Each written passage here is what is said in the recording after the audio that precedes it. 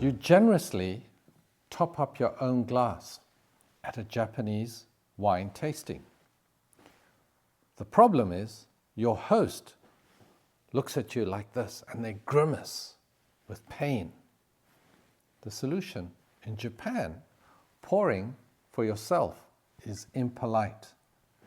Your host should be pouring for you and you should be pouring for them. You never pour for yourself. And why do you pour for one another? It's a sign of respect. So your cultural and etiquette tip: in the West, independence is fine. But in the East, mutual service is class. Thank you very much for watching our video. And if you liked our video, please like, share, comment, subscribe to our channel.